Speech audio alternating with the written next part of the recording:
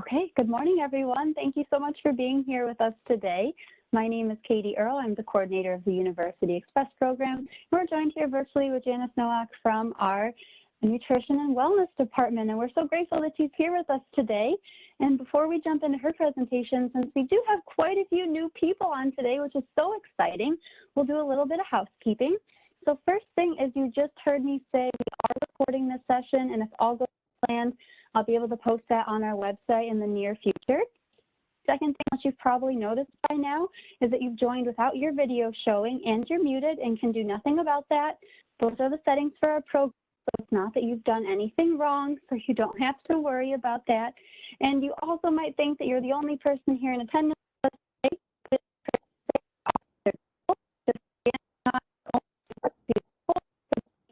Our participants, because we're in anonymous participation mode.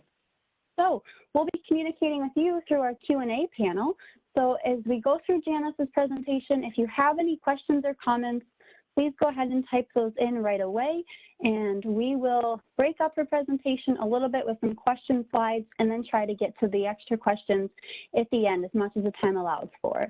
So when some of you joined today, that Q&A panel probably popped up on the right-hand side of your WebEx window, and it's very well likely still there right now. You may just have to expand it, then you'll see the text box and send that right to me.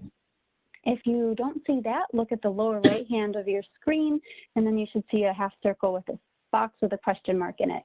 And if you're on a tablet or a smartphone, poke or touch your screen, and then you should see your control panel with a circle that has 3 dots, and then your Q&A panel. So we hope you participate with us, and we hope you learn something today. So I'd like to thank the sponsors of our University Express program, which is our Department of Senior Services, Blue Cross Blue Shield of Western New York, Excelsior Orthopedics, and Wegmans for all they do to help make this program possible.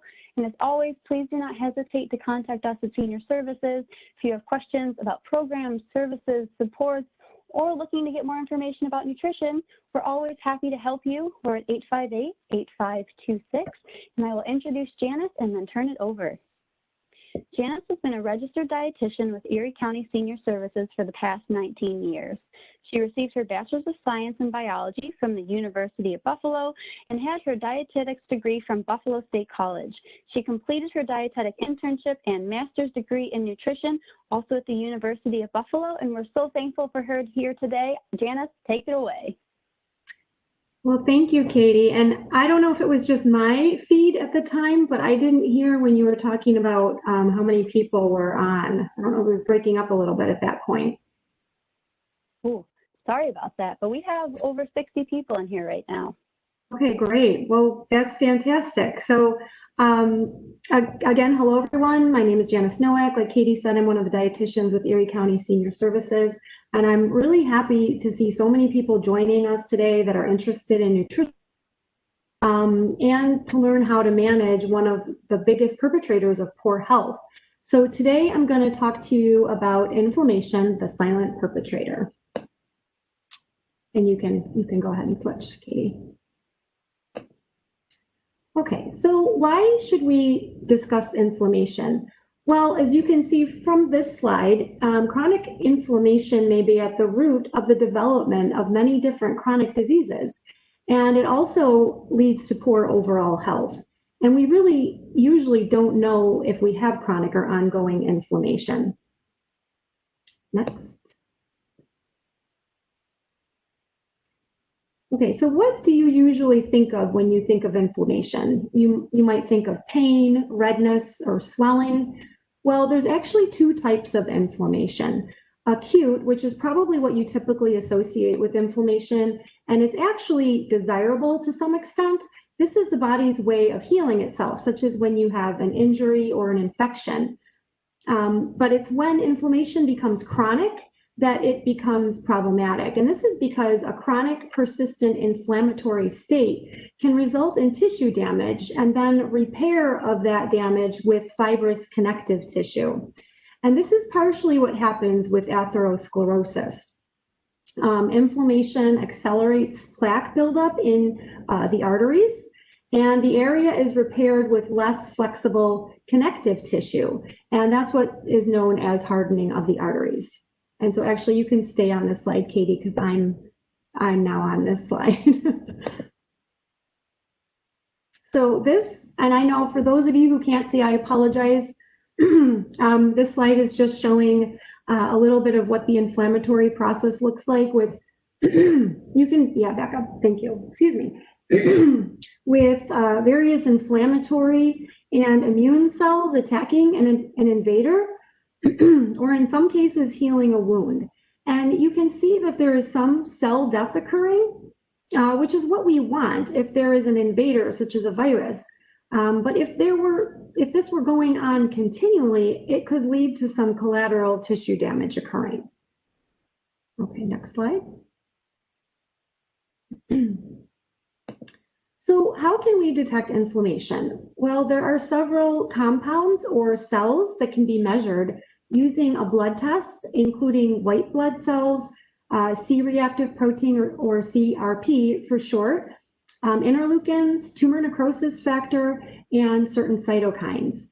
Your doctor might test to see if any of these are elevated, and elevated inflammatory markers are associated with both atherosclerosis and insulin resistance, both of which are part of what is known as the metabolic syndrome. The metabolic syndrome is a group of undesirable health indicators, including elevated blood triglycerides, low HDL or the good type of cholesterol, abdominal obesity, insulin resistance, and hypertension. So those 5 criteria. And having 3 or more of these criteria indicates a diagnosis of metabolic syndrome, which then puts you at greater risk for developing other chronic conditions such as heart disease and type 2 diabetes. Next. Okay, so here are just some inflammatory conditions that are actually inflammatory in nature. Many are very familiar, all different types of arthritis, diverticulitis, even asthma, Crohn's disease, celiac disease, inflammatory bowel disease. So some of them you see that itis at the end, such as arthritis and diverticulitis. And usually when you hear itis at the end of a word, you tend to think of inflammation. But there are actually many others that don't have that ending at the end of the word. And also chronic inflammation is involved in the development of other chronic conditions, as we've already mentioned. Next. Okay, so here again, we see the many diseases that may stem from chronic inflammation, touching almost every body system, including the cardiovascular system, neurological, which includes things like Alzheimer's and dementia, Parkinson's, metabolic disorders, including type 2 diabetes, even sleep apnea is indicated, various cancers, osteoporosis, diabetic complications such as neuropathy, some of the inflammatory conditions that we've already mentioned as well, and then autoimmune diseases, which are inflammatory in nature, and even obesity, which we're going to talk a little bit about in a minute. And even the aging process can be accelerated by chronic inflammation. Next. Okay, so several factors contribute to chronic inflammation, and some we have no control over. Sorry, my screen is doing something funny. Including like age and genetic predisposition, but some we can control to some extent, including things like stress, lack of exercise, environmental toxins, especially smoking and secondhand smoke, excess body fat, and our dietary choices, which we're going to talk about shortly. And remember that I said that obesity may be caused by inflammation just on the last slide? Well, it's sort of like a chicken and egg type situation. We don't really know which one came first. Excess body fat actually perpetuates inflammation, while inflammation may promote excess weight accumulation. And this occurs because excess fat cells actually secrete inflammatory hormones. They also secrete, however, something called leptin, which is an appetite controlling hormone. However, inflammation actually suppresses the effect of leptin, which can then lead to overeating. And so thereby you're perpetuating this body fat inflammation cycle. So you have the fat cells secreting inflammatory cells, but it also secretes an appetite controlling hormone, but then the inflammation suppresses that. So you can see how it's kind of a vicious cycle. Next slide. Okay, so again, some dietary and lifestyle factors that contribute to inflammation, and then also some things that are helpful in reducing inflammation are shown here. So some things that increase inflammation are trans fatty acids and saturated fatty acids, which we're going to talk about a little bit more in a minute. High glycemic index foods.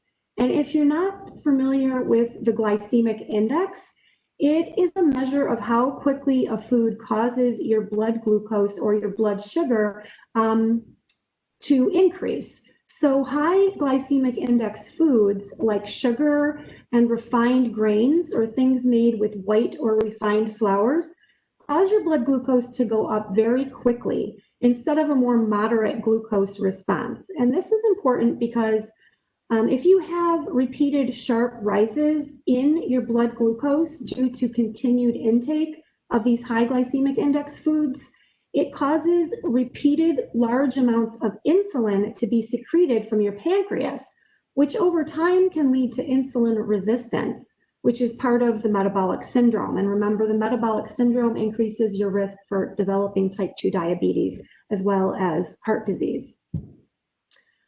So that's a little bit about the glycemic index. And then excessive alcohol intake, smoking, and excessive exercise can also increase inflammation.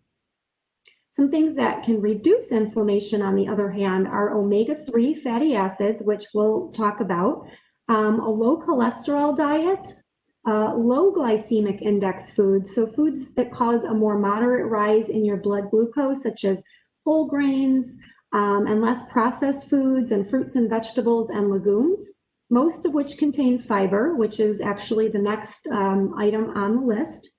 Arginine-rich foods, such as fish and nuts. And another benefit of arginine in the body is that it produces something called nitric oxide, which is a vasodilator. So it causes your blood vessels to dilate or relax, which helps to lower your blood pressure. And then moderate alcohol intake and physical activity. So you see that physical activity and alcohol are actually on both sides of the increase or reduce. So it's not an all or nothing situation. There is a happy medium. You just have to find that balance. Next slide. Okay, so this slide goes into a little bit more detail about some of the dietary components that I mentioned that can increase inflammation. So a little bit more specific. So these contribute to an inflammatory state in the body. Saturated fats that are found in fatty meats, including the skin from poultry, full fat dairy products, including cheese and ice cream, and butter. Trans fats, which are found in processed and deep fried foods and stick margarine. The good thing here is that food manufacturers are no longer allowed to use artificial trans fats in their products. That actually, they started listing trans fat on the food label a few years back, and the food manufacturers had a couple of years to get it out of their products. So that's a good thing. And so although they're listed on the label, it usually does say 0. But trans fat may still be in foods that are deep fried, especially foods that have been fried in cooking oil that has not been changed. So they accumulate over time because the oil becomes damaged. And then next on the list, refined and processed foods also increase inflammation, which we've already mentioned. And these foods generally have a higher glycemic index. So again, your sugary foods and those made with white or refined flours. These increase the inflammatory marker CRP, or C-reactive protein, that we said is one of the inflammatory markers. So they're directly associated with an increase in inflammatory markers. And then finally, omega-6 fatty acids versus omega-3 fatty acids. And it's really the ratio here of these two fatty acids that is important. Both of these fatty acids are essential, meaning that your body cannot make them and must obtain them from outside sources. So it's really the imbalance of these two fatty acids that can increase inflammation. And the average American diet is quite high in omega-6 fatty acids and quite low in omega-3s. So omega-6 fatty acids are really not inherently bad in and of themselves, because you do need them, but you might also be looking at some of the sources there of omega-6s, like safflower, sunflower oil, corn, cottonseed, mixed vegetable oils, and think, well, I really don't use any of those oils, so I should be okay. But these oils are very prevalent in processed foods, so if you consume processed foods, you're probably getting more omega-6s than you realize. And this is another reason to decrease your amount of the amount of processed foods that you eat. Next. Again, so just some lifestyle contributors to chronic inflammation that we've already kind of touched on, but these are the ones that we actually have an opportunity to change. You see the sad little potato there sitting on the chair with his TV remote in his hand, little couch or chair potato, whatever. And he needs to get up and do some jumping jacks or something, but being overweight is also one of the risk factors or the contributors to inflammation, with, again, that self-perpetuating inflammatory cycle. Stress, and we certainly have enough of that going around these days. So just doing some stress relieving activities such as exercise, yoga, prayer, meditation, reading, listening to music or singing, playing a game, watching a sporting event, talking to a friend, whatever, any activity that you enjoy that can help to decrease stress. Next slide.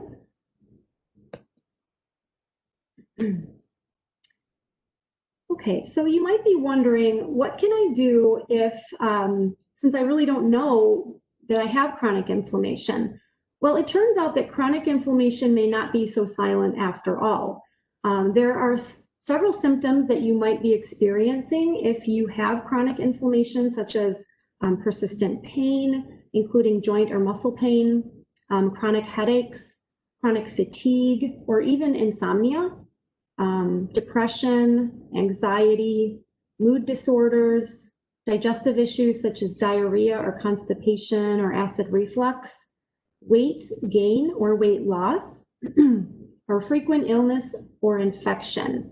So if you have several of these, maybe not just one, but if you have several of these, you may want to ask your doctor to maybe check your inflammatory markers and just see where you're at with that, because a lot of these might pop up and they're very general symptoms, so they could be associated with a lot of different conditions, illnesses, or just, you're run down.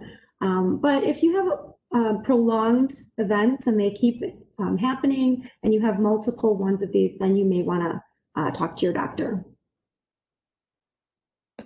Okay, next slide. So I guess we'll take a minute here to see if there's any questions at this point in the presentation. I'm seeing a couple that came through. Janice, can you hear me okay?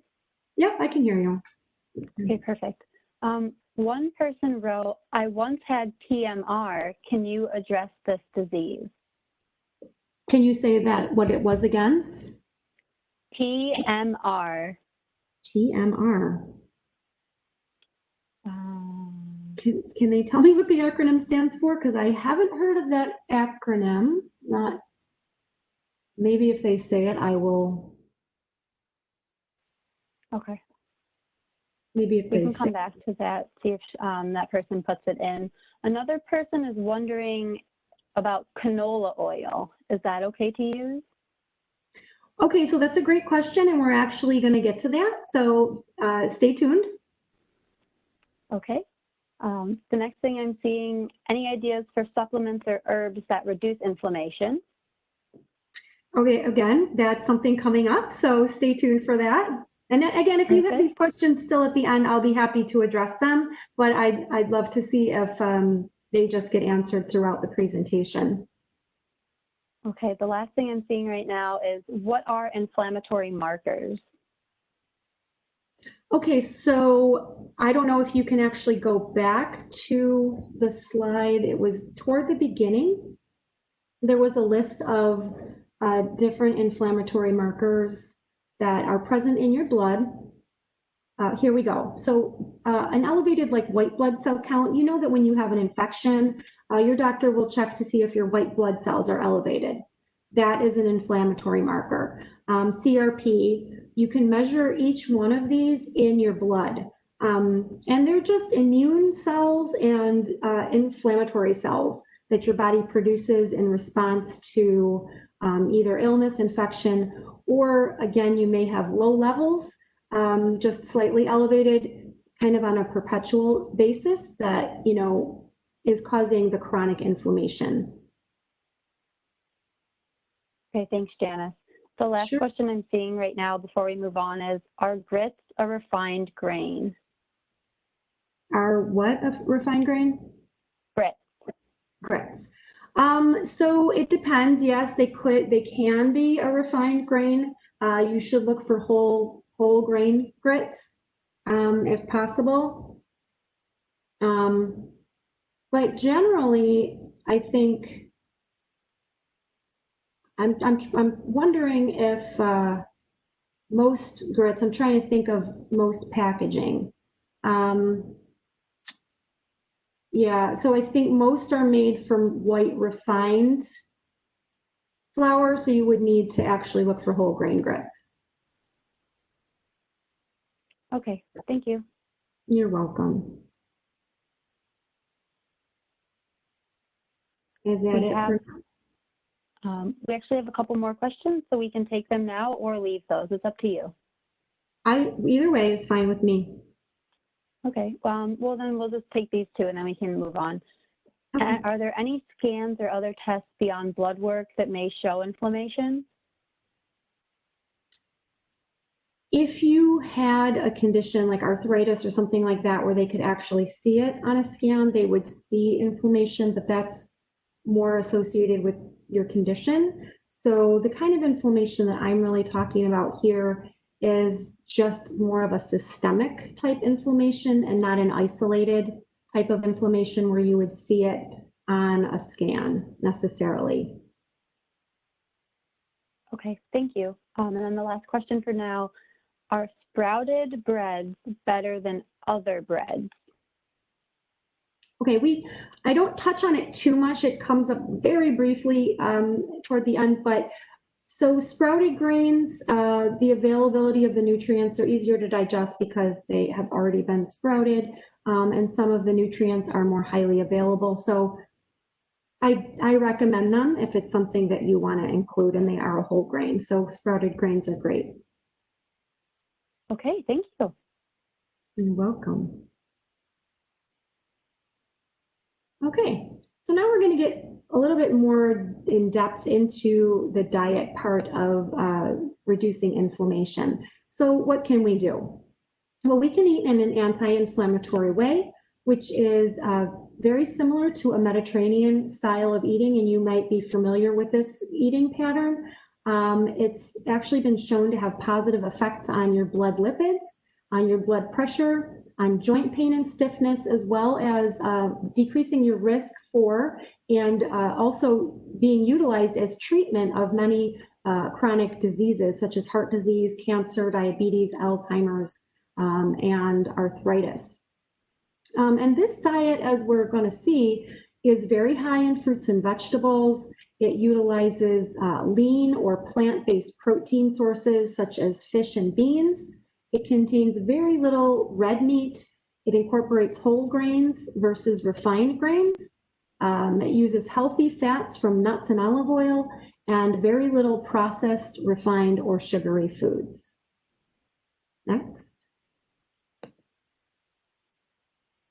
Okay, so what does this look like? And I know some of you are not seeing this slide. I'll try to describe it as best I can in a minute. So as I said, the Mediterranean style eating pattern focuses on fruits and vegetables, which are loaded with plant compounds or phytonutrients that have antioxidant properties that decrease inflammation. And so you can see how colorful this slide is. Color is very important, and it's not so much which color it is, but just that you're getting a wide and plentiful variety of different colored fruits and vegetables into your meals. So each color, even white, indicates the presence of a phytonutrient. So it's not important necessarily which color it is, just that you get a lot of them. And eat the skin of the fruit or vegetable when possible to get even more benefit. So you can see from the slide that there are different compounds found in different colored fruits and vegetables. So for instance, quercetin is found in fruits and vegetables with a red color, such as red apples and red onions, whereas beta carotene is found in those with an orange or sometimes dark green color, such as sweet potatoes, carrots, winter squash, cantaloupe, spinach, and broccoli. And then anthocyanins are found in fruits and vegetables with red or blue coloring, such as tart cherries and blueberries. And fruits and vegetables also contain fiber, which also helps to decrease inflammation. Next. Okay, so again, our protein comes from lean sources, especially salmon and other omega-3 rich fish, skinless poultry. And you also want to try to include plant sources of protein on multiple days of the week, from legumes like beans, peas, or lentils, which are also high in fiber. So go ahead and make some of that delicious chili at this time of year, or black bean soup or lentil soup. Soy products, so things like soy milk, tofu, edamame, and there are many meat alternatives also made from soy that are available. Also nuts and nut butters, which contain healthy fats. You should also use those in moderation, though, as they are high in calories. And remember that plant-based protein sources also contain those phytonutrients that are found in fruits and vegetables that can also help to reduce inflammation. So they're not only low in fat, but they're high in fiber, and they are high in phytonutrients. Next. So our grains come from whole grains that contain fiber and have a lower glycemic index, such as whole grain breads, cereals, pasta, brown and wild rice, barley, buckwheat, oats, bulgur, whole grain farro, millet, quinoa, and even popcorn. So try incorporating one of these lesser used whole grains possibly into your meals. They add variety and interest to your diet, and they also help to prevent boredom. And gradually increase your fiber intake to about 40 grams per day, which is quite a bit of fiber. So you also should increase your fluid intake at the same time. Fiber intake actually is inversely associated with certain inflammatory markers. So some of those markers that I showed you on that slide. So the more fiber you eat, the lower those markers will be. And you can also get fiber from fruits and vegetables and legumes, which handily come with their own water content. So whole grains are a good source, but so are fruits and vegetables and beans. Next slide. So for fats, you want to decrease your saturated and trans fat sources from animal products and processed foods, and replace them with monounsaturated fats from olive oil, avocado, and nuts. Monounsaturated fat contains anti-inflammatory plant compounds that also help to improve your blood lipid profile as well. And you always want to choose extra virgin olive oil if possible, which contains more polyphenols, which is a powerful antioxidant found in plants, and then the more processed version of olive oil. And include sources of anti-inflammatory omega-3s from fatty fish or from plant sources of omega-3s such as walnuts or canola oil. Okay, yeah, you were good. You could switch. Okay, so we do hear a lot about omega-3s, and you may even be taking an omega-3 supplement, but what are omega-3 fatty acids? Well, It's definitely a chemical compound. It's something in your body, so it gets a little bit scientific here, so just bear with me. They're actually a polyunsaturated fat, meaning that they have more than one double bond in their fatty acid chain versus monounsaturated fats, which have only one double bond in their chain. And this affects how they function. So the structure affects the function of it in the body. They are essential, meaning your body cannot make them, so you do need to, from other foods that it eats. So it actually needs to obtain foods that contain omega-3s in them. Okay, let me just see. Oh, you can go back. I'm sorry, I wasn't done. So they're part of our cell membrane. Every single one of our cells in our body is made up of a double layer of fatty acids. And you can see in the picture that double layered membrane that's made up of fatty acids. They help to maintain the fluidity of those membranes, allowing things to easily move in and out of your cells. So you need those omega-3s as part of that double membrane layer. But they also have anti-inflammatory and anti-cancer functions in the body, and they improve cardiovascular and neurological functions as well as decrease depression. Okay, next slide. And there are different versions of omega-3s.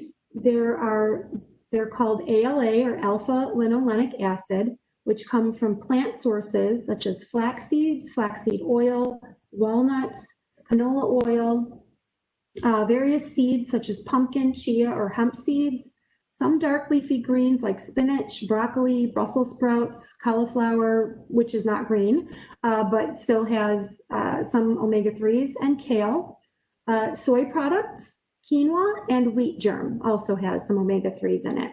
And those are plant sources of omega-3s. Now, EPA and DHA are from fish sources. Oops. I'm sorry, my screen is flipping around a little bit here. I lost my slide. Hang on one second. Okay. And so EPA and DHA are from fish sources, and these are the forms actually that are used in the body. So ALA, the omega-3 found in plant-based foods, needs to be converted to EPA and then to DHA before it can be utilized in the body, as you can see at the bottom of the slide. There's only a 4 to 10% conversion rate, so that's quite a low conversion rate. So you can see that you probably need to eat quite a bit more of the plant sources of omega-3s in order to obtain the same amount that you would get from a lesser amount of the fatty fish sources. Next.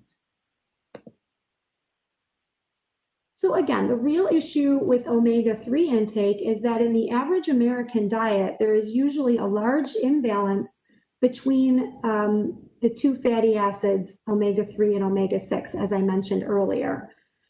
Because in general, we consume so much processed and fast food in our Western diet, we are getting a lot of omega-6s, but our intake of omega-3 food sources is generally low.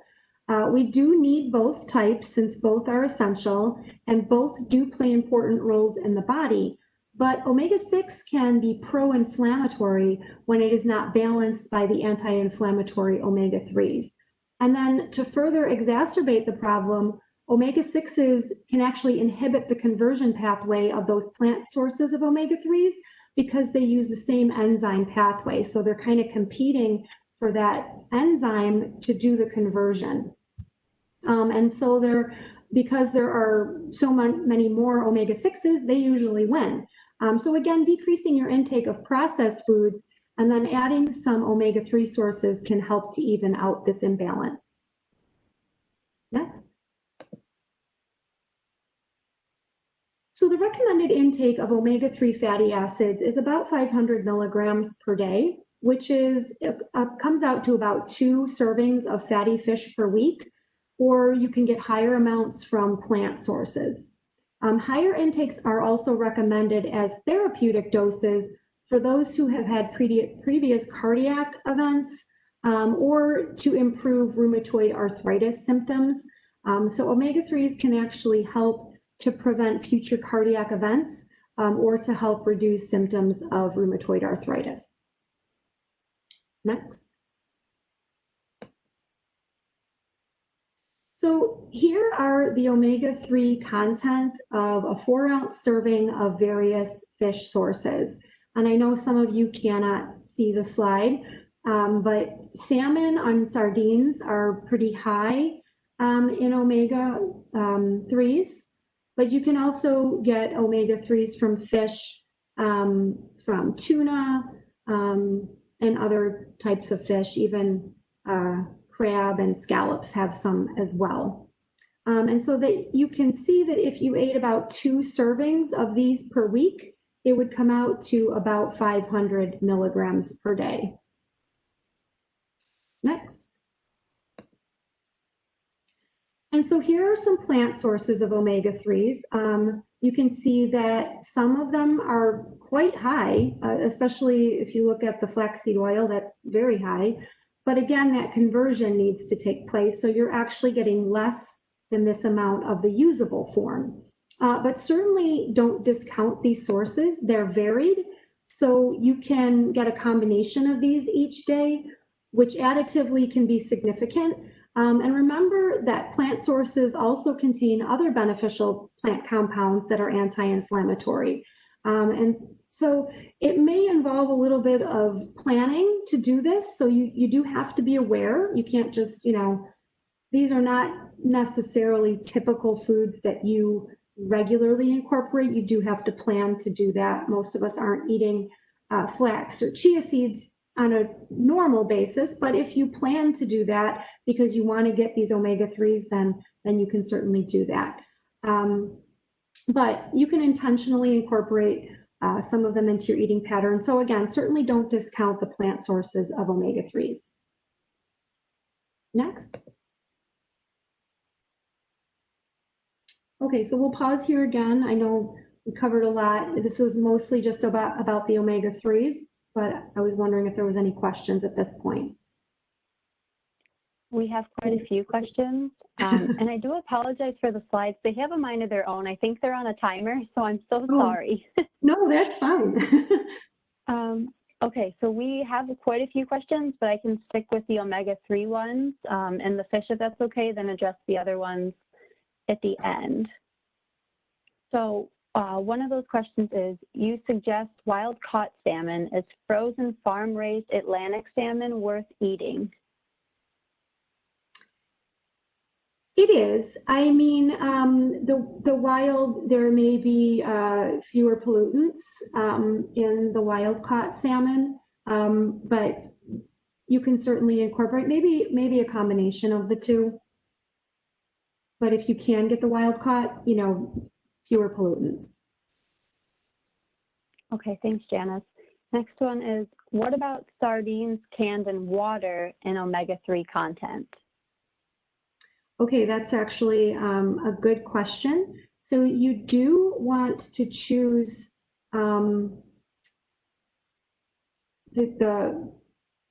the sardines, or I don't know, was it sardines or tuna or whatever? I'm not sure what you just said, but in water, because the omega-3s can leach out into the oil since they're oil-based, unless you're going to be eating the oil. So choosing the water-based ones is actually better. Okay, thank you. The next one related to this is, can fish oil be a good supplement for omega-3? So certainly, yes, that's where you can get it from fish oil. They do just sell omega-3 supplements, but fish oil does contain the omega-3s. Okay, thank you. Next, my husband is allergic to fish and nuts. Help.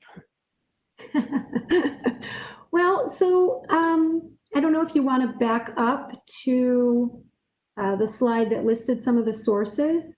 You can even, I don't know about seeds. I don't know if he would tolerate flaxseed, but the oils like flaxseed oil, canola oil, olive oil has some, soy products, leafy greens. So there are other places where you can get omega-3s, or they do make a vegetarian based omega-3 supplement. You would just have to check to see if there's any nut.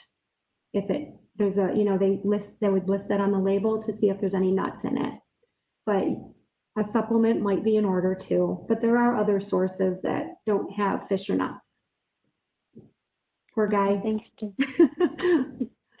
Thank you, Janice. And we have 2 questions related to this topic, so I'll read it. What about soy products and Hashimoto's? I read that I should stay away from soy. So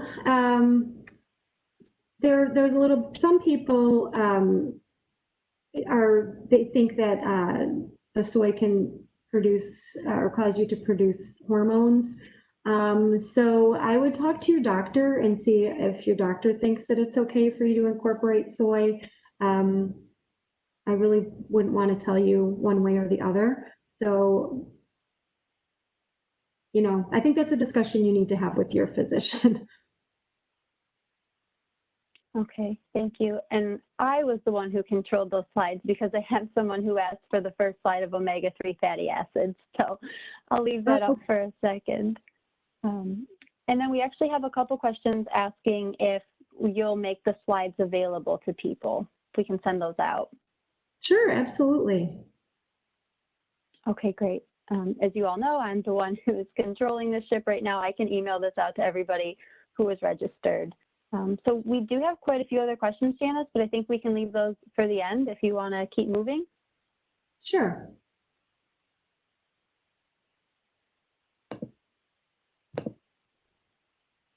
Okay, so getting into some controversial foods that are often associated with inflammation.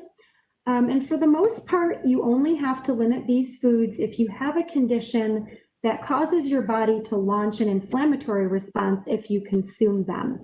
The 2 exceptions on this list that I would say, you should probably limit or use with moderation are sugar and alcohol. Everyone should really use these with moderation, if at all, since excess amounts of them lead to inflammation. But so for instance, gluten, a lot of people talk about gluten. There's a lot of controversy about gluten. It can cause an inflammatory response in people that have celiac disease, while others can eat it without a problem. So if someone is getting most of their gluten, though, from refined grains, this could lead to inflammation because of the high glycemic index of these foods.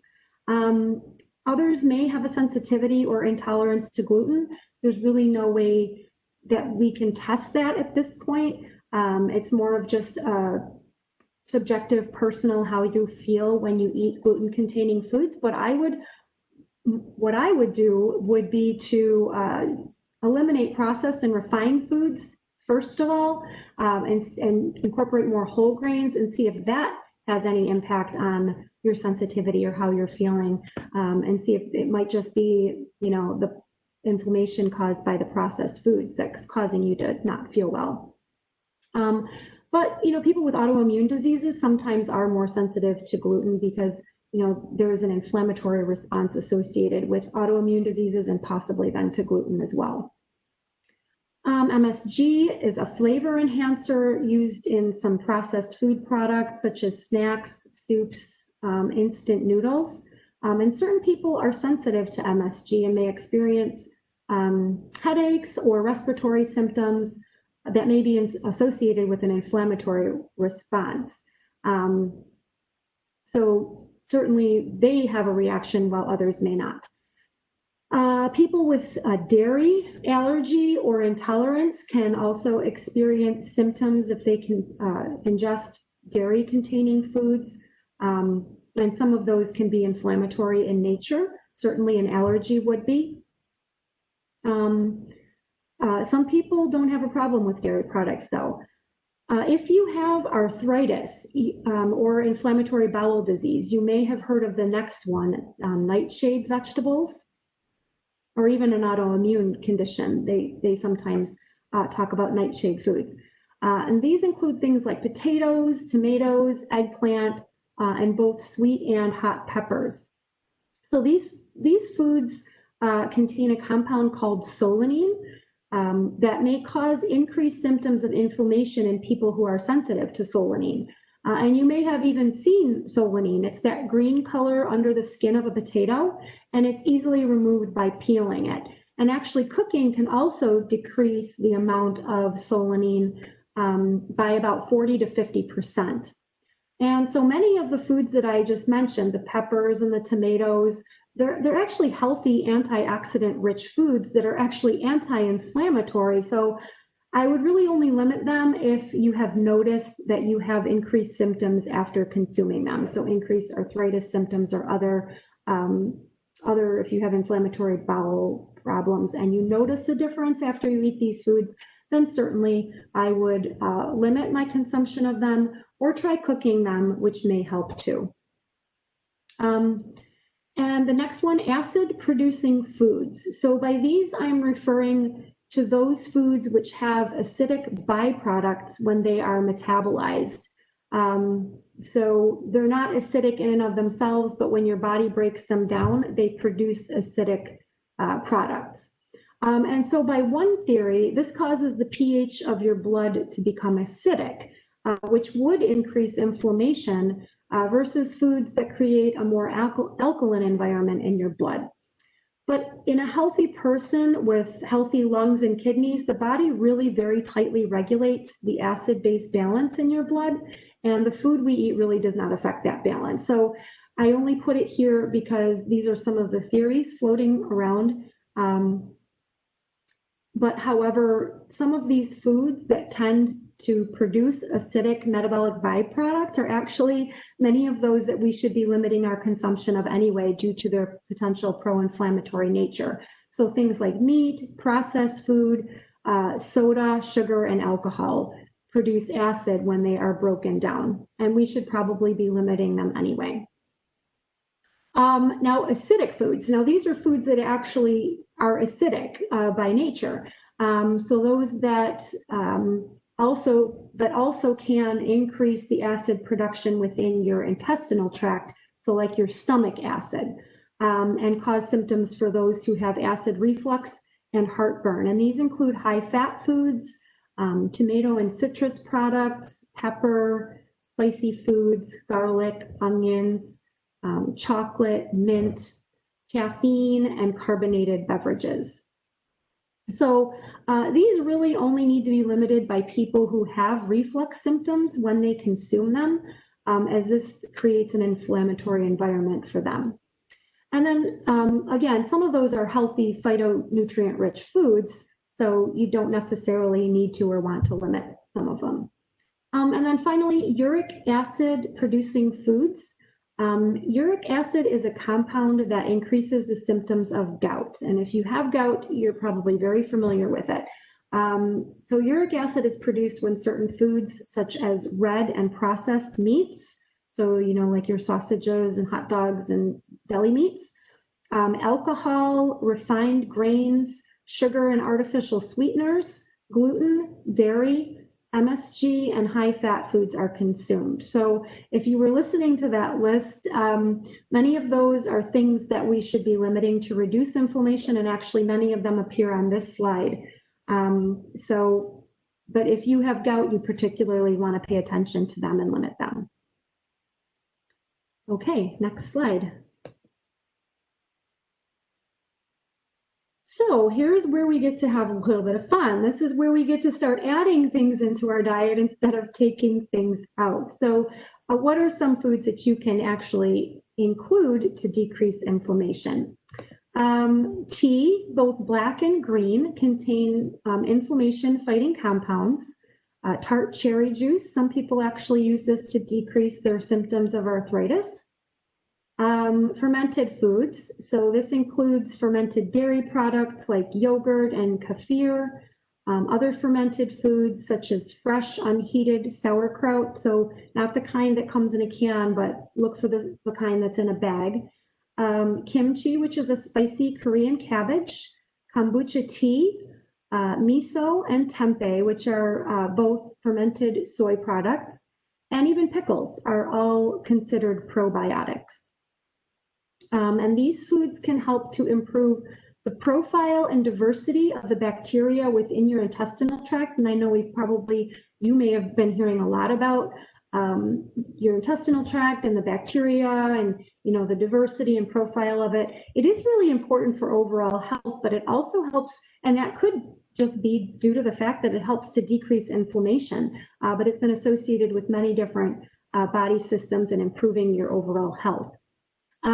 So it's important to have that good profile and diversity of the bacteria, because these gut bacteria digest the non-digestible carbohydrates like fiber and resistant starches that we eat, which produces something called short-chain fatty acids. And these are actually anti-inflammatory. So this is happening in your gut. We can't digest all of the carbohydrates that we eat, the fiber. So that's why a high fiber diet is actually very important, and it gives those bacteria something to munch on, which then in turn produces those anti-inflammatory compounds. You may have noticed, however, that many of the fermented foods that I mentioned are also high in sodium, like sauerkraut and pickles. So you want to use those with moderation. The next three on the list, so the red wine, the dark chocolate, yum to both, and then the unrefined coconut oil should all be used in moderation. They're calorically dense and they can be detrimental to weight loss or a healthy weight maintenance. So, and again, they can be pro-inflammatory when they're used in excess. So we do want to use them with moderation. Unrefined coconut oil is actually a saturated fat as well, which we mentioned increases your risk for inflammation. So it can be pro-inflammatory, but since it comes from a plant source, the composition is slightly different, and it contains a compound with anti-inflammatory properties. So it can be anti-inflammatory, but it should really only be used in place of other saturated fats like butter or margarine, and not used therapeutically. And then spices. So here you can use these without any reservation. So go wild, season your food. Try some that you haven't used before. They make food taste great. They add so much flavor and anti-inflammatory benefits without adding any sodium or calories. So go ahead and season away. Next. So should I use supplements? Well, you need to examine your eating pattern, and hopefully you're getting adequate amounts of these anti-inflammatory compounds from your healthy food consumption, or you can make changes to what you're currently eating so that you are getting all of the beneficial nutrients from food. It's always better to get your nutrients from food than from a pill that isolates individual compounds or nutrients, because you're getting so many other benefits from and other nutrients from food. But that being said, if you're not consuming fish or other plant sources of omega-3s on a regular basis, you may want to consider an omega-3 supplement. And then a multivitamin is not a bad idea for almost everyone. We're not perfect all the time, and we really don't have to be perfect all the time. But a multivitamin is like a little insurance policy. So on the days that you're not doing so great, it's good to get some of those anti-inflammatory nutrients in. So look for one that contains antioxidant vitamins and minerals such as vitamins A and C and E, folic acid and selenium, as well as vitamin D. And choose one also that does not contain iron, unless of course your doctor has told you that you need iron. But because iron can become oxidized and then become pro-inflammatory, and many of the senior formulas are actually iron-free. Next slide. So some practical application. So what can we do to get some more of these healthy anti-inflammatory foods into our diet? So when you're having that probiotic yogurt or the fiber-filled oatmeal for breakfast, you might want to sprinkle in some omega-3 rich walnuts, flax seed, pumpkin seed, chia or hemp seeds, or sprinkle in some dried tart cherries, which are full of antioxidants, or sprinkle it with anti-inflammatory cinnamon. Cinnamon is great. I love cinnamon. It adds sweetness without adding sugar, and it makes almost everything taste better.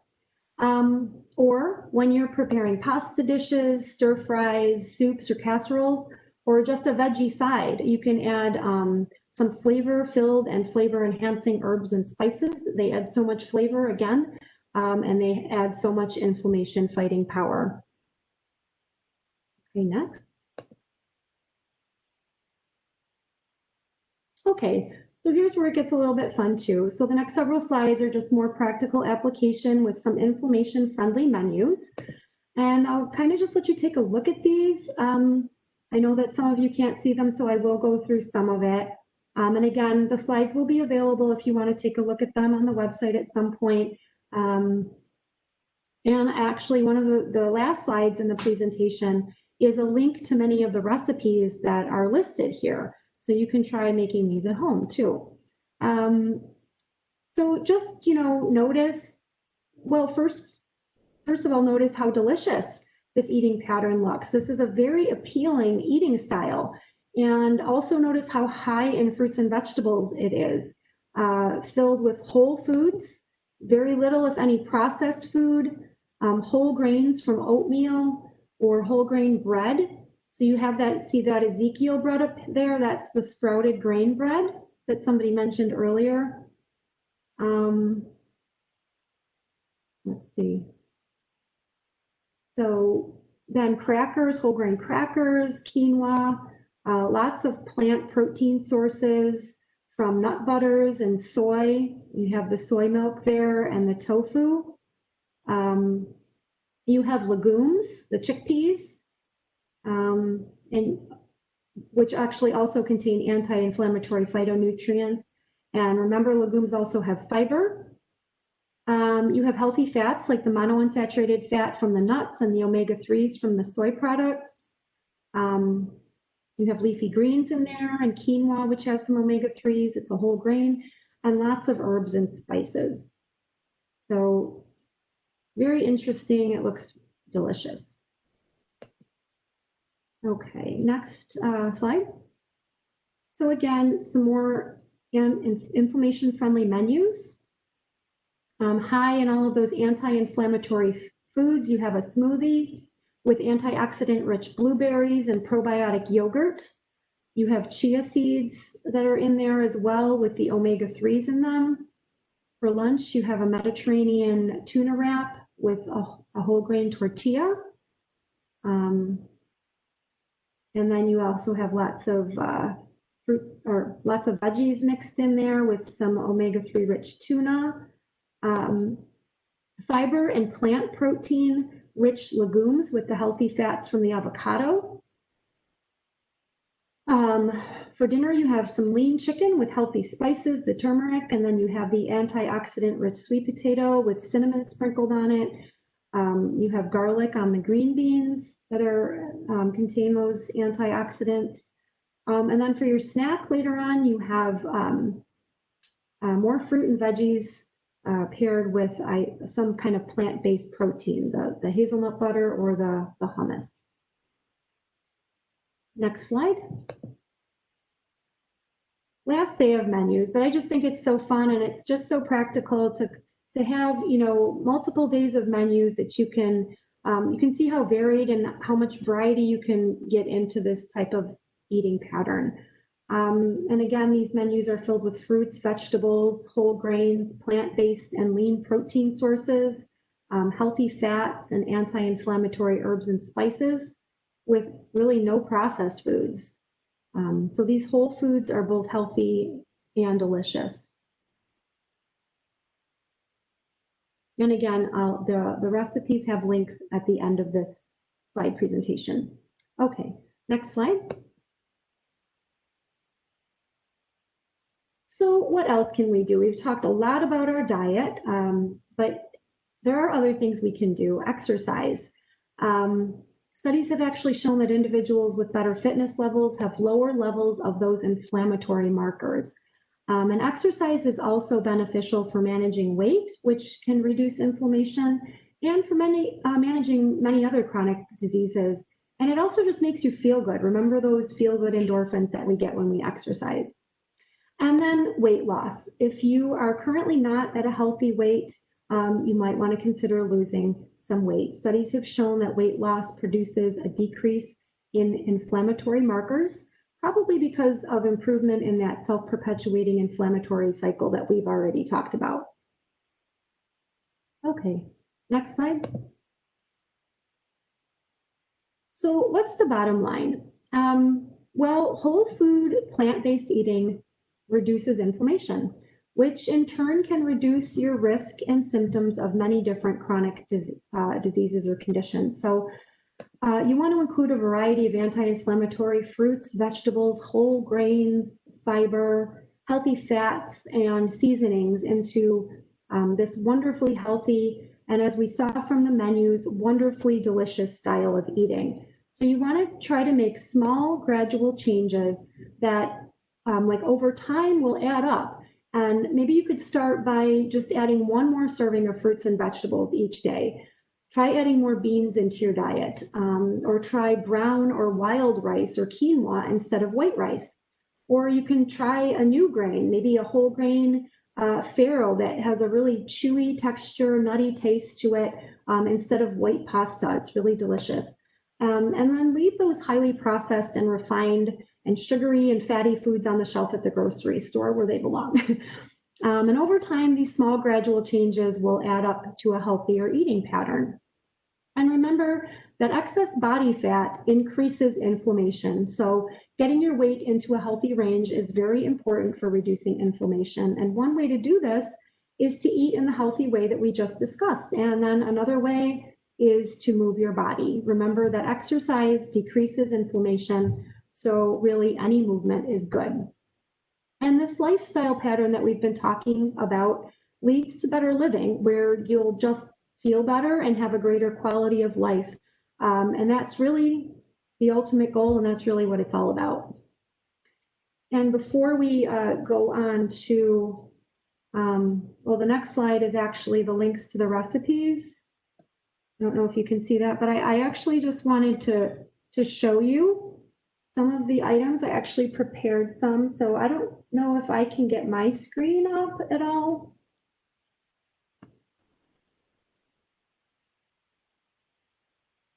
Can you all see me? Okay, so this is that curried carrot and ginger soup and sweet potato. So I hope it, there we go, see? It's delicious, I have to say, it's really, really good. Then I also prepared the chickpea salad with lemon, Parmesan, and fresh herbs, also delicious. You have a lot of those healthy oils and healthy herbs in there with the chickpeas. And then finally, one of the other recipes that was listed is that quinoa with dried cherries and pistachios. Also just delicious. So it's actually fun eating this way because there's so much variety and there's so many healthy, wonderful choices. So take a look at those recipes on that slide and try a few of them. I think you'll be pleasantly surprised and happy that you did. So then I think we're just at questions. Yes, but first, Janice, I want to say I think you just signed yourself up for a cooking show for next semester. Okay, I'm game. Perfect. Thank you so much for that information. So we'll go into questions, and then maybe at the very end, you can talk a little bit about our nutrition program and the nutrition counseling that we offer. Sure. Okay, so I do want to go back to that question about PMR because I confirmed with the person what that is, and please forgive me if I mispronounce this, but it's polymyalgia rheumatica, which she was referring to. Okay, I thought you said TMR, like T as in Tom. I'm sorry. Nope, sorry. But I probably still wouldn't have known that acronym anyway. So any type of autoimmune disease that's like inflammatory in nature, this is definitely beneficial. This type of eating pattern is beneficial for that. Was that the question, or I don't know if there was a specific question? It was just more or less, can you address this? So I'm not sure. Yeah, so, that would be an inflammatory condition. I'm sure there's certainly flare-ups, and so anti-inflammatory eating is beneficial for that, for sure. Okay, thank you. Next is, what kind of dairy, if at all, may limit inflammation levels? Well, again, dairy is only a problem for people that either have an allergy or experience like a dairy intolerance, and that's not necessarily inflammation. Again, that side was more brought up because some people say, I don't eat these foods because, they cause issues. They eliminate a lot of these things. They may think that they're inflammatory in nature, but they only pose problems for people that have issues with them. So people that experience dairy intolerance, it's really an enzyme thing that they're not digesting it, or if you have a dairy allergy.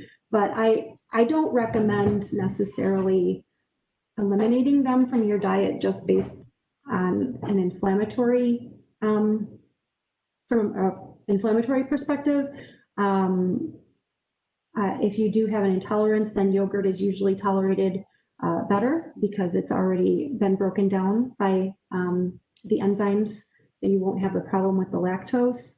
And then again, the probiotic yogurts can help to reduce inflammation. So yogurt's always a good choice. Okay, thank you. Next, plant-based foods such as beans are high in carbs compared to animal proteins. What's a pre-diabetic to do?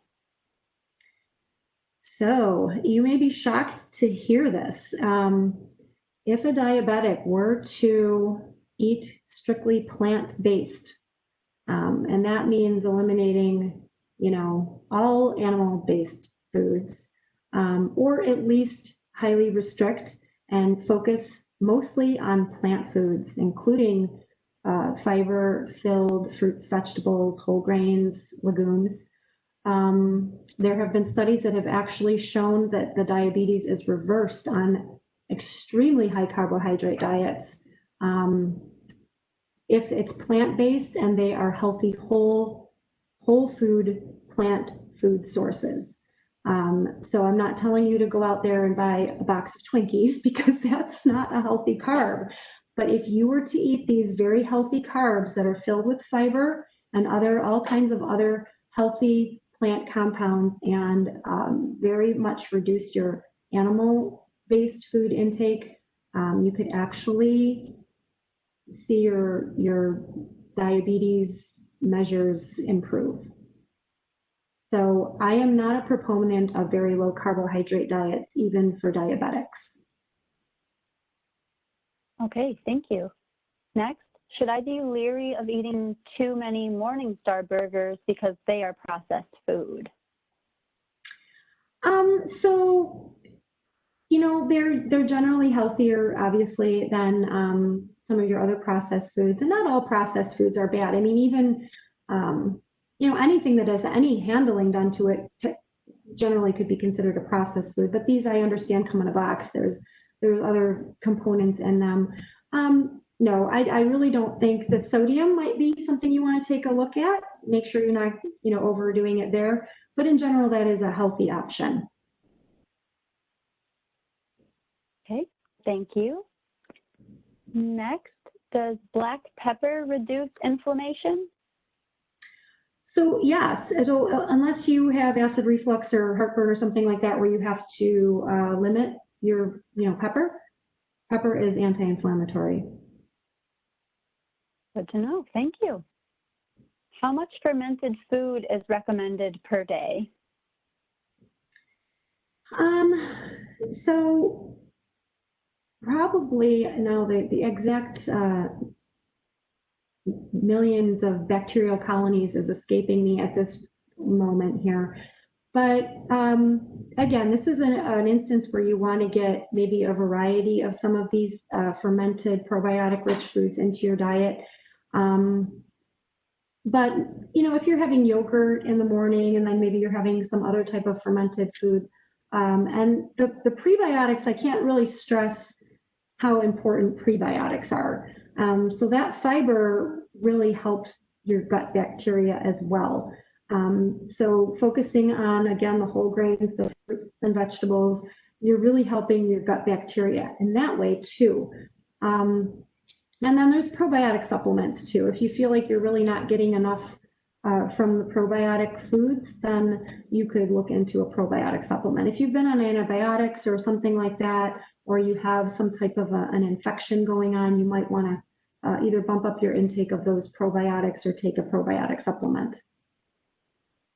Okay, thank you. I know we're going a little over here. We just have a couple more questions. So Janice, if that's okay with you. Yeah. Perfect, rapid fire here. Did I miss any cautions for eating canned tuna? I know to buy it in packed water.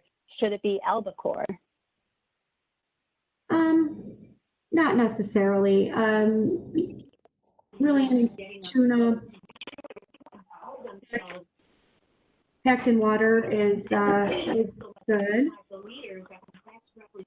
Sorry, I'm getting some feedback, but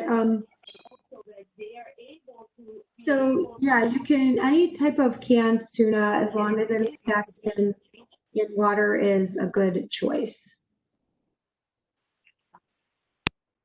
Okay, thank you. We have another question. In recommending flaxseed, you didn't mention need to grind seed. I've heard more than one nutritionist say that it passes through the digestive system, nutrients not absorbed if left whole. True, yes, okay. So of course, yes, you do need to grind flax seeds. And it's better if they're freshly ground. Sorry, I should have probably said that. Maybe I was assuming too much, but yes, the flax seeds should be ground.